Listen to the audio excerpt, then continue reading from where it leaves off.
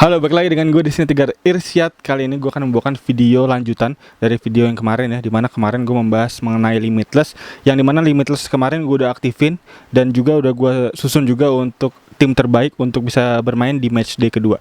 Tapi untuk kali ini gue akan sampaikan lagi untuk update selanjutnya, dimana kemarin gue juga hasil dari perbincangannya untuk teman-teman semua yang ada di kolom komentar. Thank you banget udah ngasih saran serta masukan untuk pemain-pemain yang lebih gacor. Jadi untuk saat ini gue udah menyusun lagi untuk update terbaru di mana susunan tim best 11 untuk di matchday kedua kali ini. Jadi untuk itu langsung aja tim selection di matchday kedua. Let's go.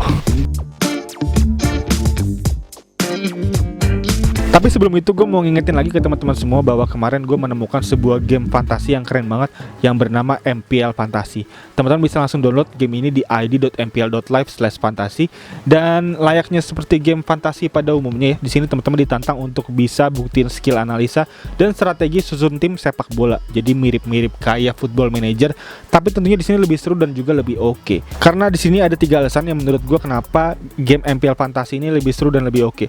Yang pertama tentunya karena di MPL Fantasi ini teman-teman bisa mainin game fantasi dari berbagai liga di dunia, mulai dari Liga Inggris, Liga Spanyol, Liga Italia, Liga Belanda, Liga Prancis, Liga Champion, bahkan Piala Eropa juga bisa teman-teman mainin di MPL Fantasi ini. Dan yang kedua, hadiah dari game MPL Fantasi ini bisa diambil setelah pertandingan selesai. Jadi nggak perlu nunggu 1 musim, nggak perlu nunggu 1 bulan. Jadi setelah pertandingan selesai bisa langsung diterima hadiahnya. Dan yang ketiga tentunya membuat nonton bola teman-teman semua jadinya lebih seru ya, karena teman-teman jadi nggak cuma nonton doang, tapi di sini teman-teman jadi ikut ngumpulin poin terus di MPL Fantasi ini. Pastinya seru banget.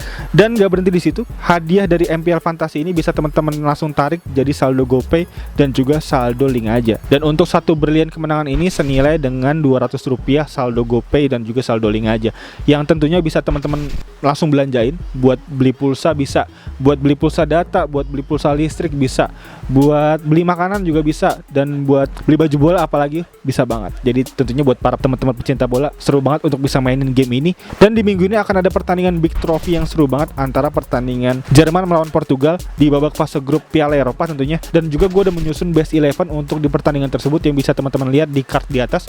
Dan juga tentunya pastinya seru banget dan wajib banget untuk teman-teman bisa ikutin pertandingan Big Trophy kali ini. Dan juga nonton pertandingan Euro 2020 pastinya lebih seru kalau teman-teman udah susun tim, udah susun pemain di kontes Euforia Eropa di MPL Fantasi. Yang dimana kontes spesial ini akan tersedia di seluruh pertandingan live match Euro 2020 di MPL Fantasi. Dan juga ada yang berbiaya masuk gratis. Jadi langsung aja teman-teman bisa langsung join, ikutin karena pastinya seru banget. Dan juga semua pertandingan lengkap di sini. Untuk di pertandingan Euro kali ini ada 51 pertandingan yang bisa teman-teman mainin tentunya, dan juga dengan total hadiah hingga 45.000 berlian kemenangan, yang dimana kalau dikonversi jadi saldo GoPay itu kurang lebih 9 juta rupiah total hadiahnya setiap hari. Jadi segera susun tim terbaik teman-teman semua di MPL Fantasi Euforia Eropa di Euro 2020 ini, dan juga menangin hadiahnya dan juga menangin berlian kemenangan setiap hari, yang pastinya bisa ditarik jadi saldo GoPay dan juga saldo link aja. Dan juga langsung aja yuk kita segera main dan download aplikasi MPL sekarang di id.mpl.live/fantasi.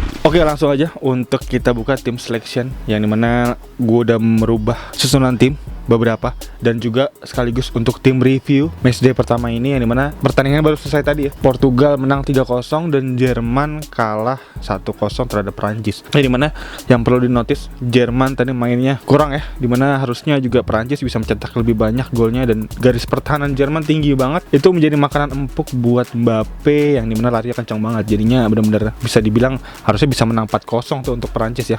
Untuk gol Mbappe, golnya Benzema, dan juga ada, gua rasa ada harusnya penalti 1 tuh. Jadi ya harusnya 4-0.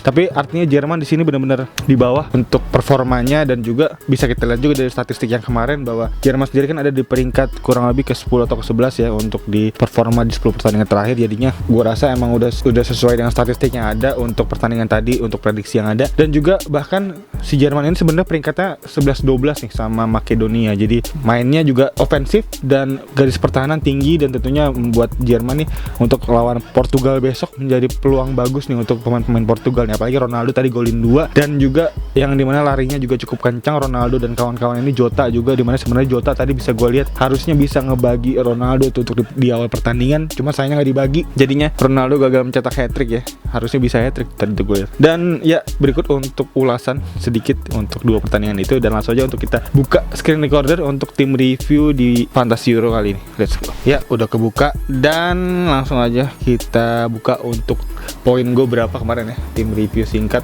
Untuk itu langsung aja kita buka untuk tim review singkat. Dan poin gue ada di angka, langsung kita view tim karena poinnya masih calculation in progress ya. Ya, poin gue 53 poin ya untuk di match day ke-1 ini ya, match day pertama ini. Yang dimana dari pemain belakang dulu kali ya. Dari pemain belakang di sini ada Courtois dengan 6 poin gue, dengan hasil clean sheet yang cukup oke. Yang memang untuk kiper Courtois dan Hradecky ini kemarin main bareng ya, jadi benar-benar bisa harus dipilih gitu, jadi nggak bisa pakai substitution karena Hradecky dan Courtois main bareng tadi seperti gue bilang. Jadi Hradecky di sini sebenarnya lebih oke, 13 poin hasil dari menepis penaltinya Højbjerg ya untuk di pertandingan lawan Denmark kemarin. Dan untuk itu Courtois 6 poin aja harus puas untuk di line up kali ini. Dan di lini belakang gue di sini ada Rodriguez dengan 2 poin, Swiss seri lawan Wales. Dan kita bisa lihat untuk di pertandingan kemarin cukup sengit ya untuk melawan Wales itu ya, dan cukup seimbang untuk performa yang ditunjukkan dari kedua tim yang ada. Dan ada Kjaer juga dengan 2 poin, yang dimana insiden terhadap Eriksen kemarin cukup memukul mental untuk para pemain Denmark ya, dan juga untuk para penonton juga gua rasa cukup shock untuk bisa ngelihat kejadian seperti itu, yang memang kalau dari segi poin memang sedikit dari Kjaer, tapi untuk dari segi kepahlawanan, dari segi penyelamatan kawan yang cukup oke, gue bisa salut untuk Kjaer untuk pertandingan kemarin. Keren banget, benar-benar kapten sejati gitu untuk tindakannya di pertandingan kemarin, cukup keren. Dan selanjutnya ada Viola di sini. Viola kemarin baru gue masukin ya, dimana kemarin gue ganti dengan Wijndal, yang dimana Wijndal sendiri gue masukin dari gue ganti dengan Denayer. Jadi benar-benar nih Denayer yang 0 poin, Wijndal juga 0 poin, dan gue ganti ke Viola juga 1 poin. Jadi cukup kurang ya untuk back budget ini ya, dimana memang seperti ada pepatah mengatakan ya, untuk ada harga ada kualitas gitu. Yang ini bisa kita samain juga untuk kualitas back ini, dimana harganya cukup murah, tentunya nggak bisa menjamin poin yang cukup oke gitu. Jadi hanya harus puas dengan 1 poin untuk Viola kali ini. Dan selanjutnya di lini tengah gue di sini ada Torres dengan 3 poin, Ferran Torres, yang sebenarnya Spanyol ini bisa gue bilang tim yang layaknya Barcelona 2012 ya, mendominasi. Cuman memang sayangnya di Barcelona kan ada Messi ya, di sini itu nggak ada finishernya gitu. Jadi nggak ada yang bisa mengkonvert untuk dominasi bola yang dipegang ini menjadi gol gitu. Jadi harus puas dengan 0-0. Bahkan di 2 pertandingan tim nasional senior terakhir juga Spanyol hanya harus puas dengan hasil imbang 0-0 ya. Waktu itu lawan Portugal juga 0-0, yang dimana sebenarnya waktu lawan Portugal juga mendominasi untuk ball positionnya juga gitu. Cuma memang sayangnya untuk goal getter, untuk finishernya nggak ada di Spanyol ini ya. Morata kurang gue bilang kemarin untuk finishernya, dan juga Gerard Moreno juga nggak bisa berbuat banyak karena memang bermain dari pemain pengganti juga. Dan selanjutnya di lini tengah ada Mason Mount, dimana Mason Mount juga Inggris menang 1-0 ya terhadap golnya Sterling yang cukup oke kemarin, hasil dari asisnya Calvin Phillips. Dan Mason Mount sayangnya nggak bisa berkontribusi terhadap gol dan asis, yang dimana memang walaupun permainannya cukup oke, tapi sayangnya Mount ini nggak bisa berkontribusi terhadap gol dan asis, yang dimana Inggris ini sebenarnya dari 3 pertandingan terakhir nggak pernah kalah dan nggak pernah kebobolan juga. Cuman memang sayangnya dia hanya mencetak 1 gol dari 3 pertandingan terakhir ya. Jadi cukup sedikit untuk torehan golnya ini dari Inggris, yang sebenarnya harusnya bisa ditingkatin lagi untuk torehan gol dari Southgate dan kawan-kawan ini ya. Dan selanjutnya di lini tengah sini gue ada Insigne dan Berardi. Duo Itali gue ini cukup oke, cukup keren, dimana Insigne mencetak 1 gol dan Berardi mencetak 1 assist dari hasil gol bunuh diri pemain belakang Turki ya. Dan Berardi juga cukup oke kemarin, bisa gue lihat ya untuk statistik yang ada, dimana dia berkontribusi terhadap terciptanya 3 gol Itali, dan dimana 3-3-nya itu kreator serangannya dia. Jadi cukup oke untuk bisa digunakan Berardi kembali gitu, bisa digunakan kembali tentunya. Dan selanjutnya ada di sini ada Nego, dimana Nego hanya 0 poin aja karena tadi juga Hungaria kalah dari Portugal 3-0, dan Nego juga bermain sebagai pemain pengganti ya, nggak salah ya, apa nggak main ya, tadi gue nggak nonton lengkap untuk pertandingannya. Bisa kita lihat lagi untuk statistiknya tadi. Oh iya, main dia 25 menit played, dapat 1 poin, tapi sayangnya 1 yellow card jadi -1, jadi 0 poin. Yang dimana sebenarnya Nego ini gue ganti dari Lewandowski ya, dimana Lewandowski 2 poin aja, jadi cukup pilihan yang bad luck ya untuk gue ya. Lewandowski 2 poin harus gue ganti dengan Nego yang 0 poin, jadinya minus gue ya, -2 yang harus bisa 5-5 ya. Iya. Dan selanjutnya di lini depan gue ada Lukaku, dimana Lukaku satu-satunya pemain gacor yang gue punya dan cukup oke, kapten, dan gue untungnya dan gue nggak gue ganti ya ke Lewandowski ya, sempat pengen ganti ke Lewandowski, cuman ternyata statistiknya cukup agak berimbang gitu Polandia, jadinya gue nggak berani, dan untungnya Lukaku tetap jadi kapten dan meraih 20 poin dari hasil 2 gol di pertandingan kemarin. Yang dimana kerennya lagi Lukaku bilang bahwa gol ini didedikasikan untuk Eriksen, temannya di Inter ya, jadi cukup keren untuk Lukaku. Dan selanjutnya ada Depay yang 2 poin aja ya. Kemenangan Belanda 3-2 ini tidak ada kontribusi gol dan assist gitu dari Depay, jadi harus puas dengan 2 poin. Yang dimana sebenarnya Belanda ini bisa gue bilang juga cukup lemah nih untuk di sektor belakang nih, untuk di beberapa menit menjelang akhir pertandingan ya, karena bisa kita lihat waktu Ake masuk kebobolan 2. Jadi benar-benar harus ada tanda tanya besar nih, ada apa nih untuk lini belakang Belanda. Untungnya di menit-menit akhir Dumfries akhirnya bisa menyelamatkan Belanda dari hasil imbang dan kembali meraih kemenangan tentunya. Dan untuk itu berikut untuk susunan tim line up gue kali ini, tim review gue singkat kali ini, yang dimana semoga bisa meningkat ya untuk di matchday selanjutnya. Dimana di matchday selanjutnya gue udah susun tim juga untuk limitless yang udah gue gunakan, dan gue udah update juga dari video limitless yang terakhir, yang artinya harusnya bisa lebih oke ya, karena juga hasil dari rekomendasi teman-teman semua juga di kolom komentar di bawah. Thank you banget. Dan untuk itu langsung aja untuk tim selection di matchday 2 limitless update video yang kemarin. Let's go. Oke, langsung aja kita pencet matchday 2 make transfer. Let's go. Ya, berikut susunan tim gua kali ini ya, dimana dari pemain belakang dulu nih, dari Donnarumma dulu, dimana kiper tetap Donnarumma, yang dimana kemarin gue cuman mengganti mengganti Florenzi dengan Spinazzola karena Florenzi cedera ya. Bisa dilihat juga untuk statusnya sekarang doubtful, jadi cedera, gue gak ngerti cedera apa. Dan juga kemarin gue mengganti siapa nih pemain tengah kemarin gue ganti ya, pokoknya gue ganti Yarmolenko nih. Oh, Gnabry gue ganti Yarmolenko karena performa Jerman buruk banget ya untuk di pertandingan pertama ini ya. Dan juga dari statistik 10 pertandingan terakhir juga kebobolannya banyak banget, kebobolan 18 gol, dan juga ditambah kebobolan lawan Perancis ini jadi 19 gol. Untuk itu menurut gue nggak bagus nih untuk bisa gunain pemain Jerman nih untuk di pertandingan lawan Portugal besok. Dan untuk itu gue jual si Gnabry dan gue ganti dengan Yarmolenko. Dimana Yarmolenko cukup keren ternyata di Ukraina ya, dia bermain sebagai pemain playmaker di tengah ya. Dia tuh kemarin golnya keren banget, pressing bola yang dari tengah luar kotak penalti, yang dimana artinya dia dapat bonus poin dari luar kotak juga, dan cukup oke nih, bisa membuat Belanda kerepotan juga. Jadi menurut gue cukup kuda hitam untuk Ukraina si Yarmolenko ini. Jadi bisa gue masukin Yarmolenko di lini tengah kali ini, yang dimana juga gue pengen masukin sebenarnya tadi tuh ada Zinchenko, dimana Zinchenko juga cukup oke harusnya di lini belakang, cuman memang lini belakang gue udah cukup penuh ya untuk pemain-pemain yang cukup gacor ya menurut gue ya. Di sini ada Stones, Spinazzola, Munir, dan Pavard, dan juga Jordi Alba, dimana 5 pemain ini 5 pemain top juga di 5 tim top Eropa juga. Jadi gue nggak rela gitu untuk bisa menukar dengan Zinchenko, jadinya untuk itu gue pertahankan untuk lini belakang gue kali ini. Dan juga gue menjual kayaknya itu aja gue yang gue ganti ya, dimana 2 pemain itu yang gue update.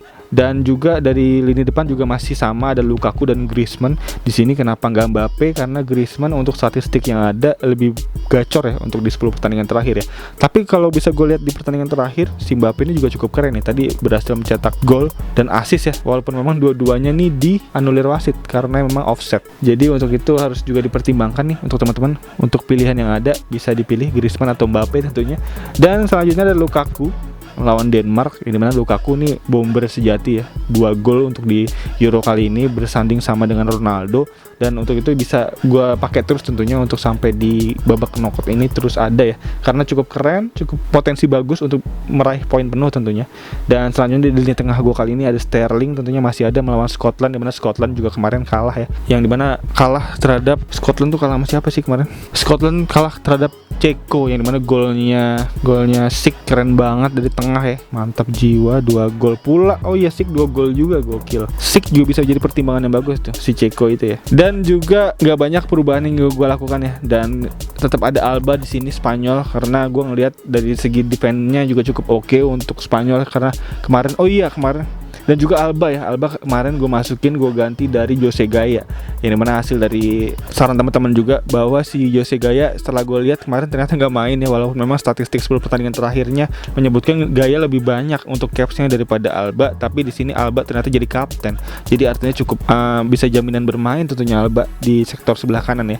Dan juga suka ikut maju ke depan membantu serangan, jadi cukup menjadi potensi bagus untuk peluang assist dan peluang golnya juga gitu. Jadi cukup bisa gue taruh di sini untuk gue gantikan dengan Jose Gaya. Dan juga kan melawan Polandia, yang mana Polandia sendiri sebenarnya dari statistik yang ada 10 pertandingan terakhir dia berada di peringkat 3 terbawah nih untuk kualitas performa timnya. Jadi gue harap bisa menjadi titik balik Spanyol ya untuk meraih kemenangan ya, untuk agar bisa lolos di babak selanjutnya. Dan juga ada Pavard yang sebenarnya tadi cukup oke pertandingannya di permainan yang kemarin, di pertandingan tadi melawan Jerman. Gue bisa ngelihat untuk performa dia dalam membantu serangan cukup keren, dan juga defense-nya juga cukup keren. Jadi untuk itu Pavard bisa tetap berada di line up gue kali ini. Dan juga Donnarumma dan Courtois, di mana Donnarumma akan bermain lebih dulu dan Courtois akan jadi pelapis. Dan sebenarnya ada juga Pickford ya yang bisa jadi pilihan ya, karena juga Pickford udah meraih clean sheet 3 kali beruntun di 3 pertandingan terakhir, jadi cukup bisa menjadi pilihan yang baik.